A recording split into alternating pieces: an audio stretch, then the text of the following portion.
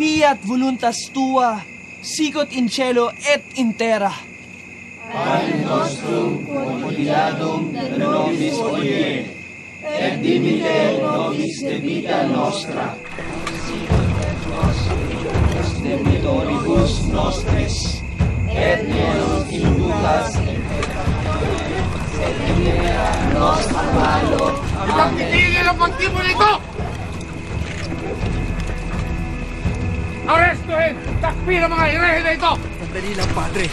Nasa pamamahay namin kayo. Kailan pa naging labag sa batas ang manalangin sa Panginoon? Hindi relihiyon ang inyong tinataguyod, kundi na isang revolusyon!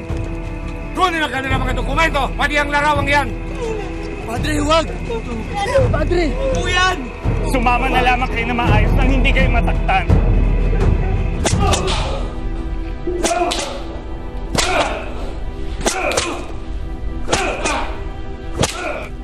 Tama na! Tigil nyo na yan.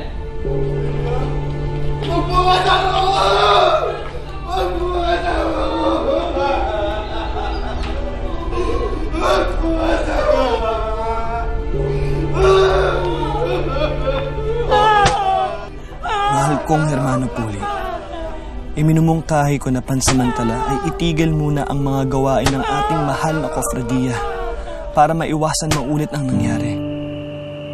May ilang miyembro na natin ang tumiwalag sa kapatiran dahil sa takot. Kung papayag ka, naisip ko sana na manatili muna sa amin sa Mayhay hanggang manumbalik ang kaayusan dito sa Lukban.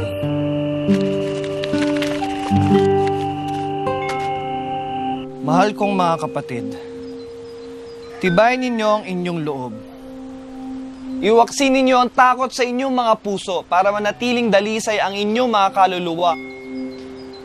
Ang panunupil na nararanasan nyo ngayon ay para lang isang ulap na tumakip sa sikat ng araw. Ano pa at sa awa ng Diyos ay magliliwanag din tayo.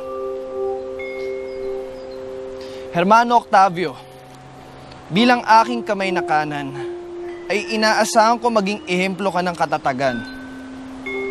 Matapos sagupitin ng mga Romanong senturyon si Jesucristo, tumangis ba siya at humingi ng patawad kay Poncio Pilato?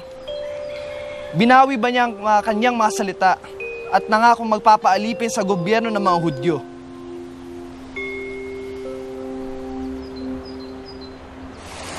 Paano?